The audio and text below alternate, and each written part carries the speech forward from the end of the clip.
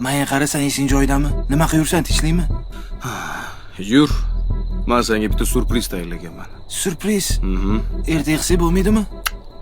Men joyida hal qilishni yaxshi ko'raman. Jo'rda uyqub kat, erta qilaylik. Kirib keyin. Ko'rasan hozir surprizni. O'rtoq qali, yarashibdimi? Zo'r, yarashibdi. Gap yo'q. Gap yo'q, lekin yarim kechasi ham ishlar ekan-a? Ha, Olmax kiyim do'koni 24/7 ishlaydi. Menga qara. Bu yarim kechasi uyimdan olib chiqib usti boshqa beryapsa, nimadir reja qo'ysan-a? To'g'risini. Maqsad nima? Maqsadmi? O'sha. Nima bu? Bu meni eski kiyimlarim. Kiyimingga qo'shib kiyasan. Hadiya. Esing joyidami? Ha, eski kiyiming bo'lsa tashlavor. Meni yangisini olib beryapsan-ku. Muammolarimni-chi?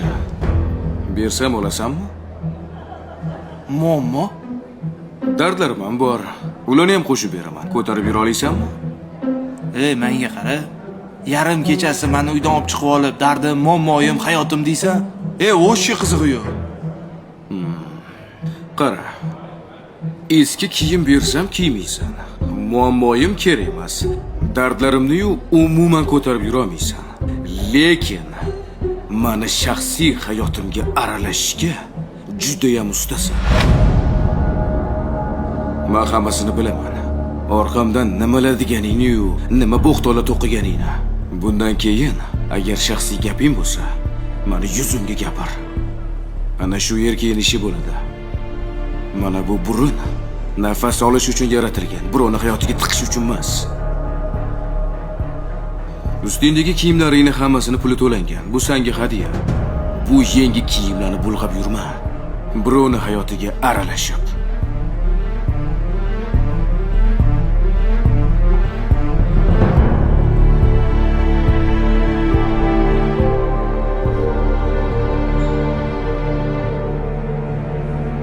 Yaqinlaringizga islomiy hadyalar sovg'a qilib xursand qiling. O'zbekiston bo'ylab yetkazib berish xizmati mutlaqo bepul. Bir daqiqa shoshma. Sizga men jannatni ilindim. Bismillahirrohmanirrohim. Inna a'taynakal kawthar.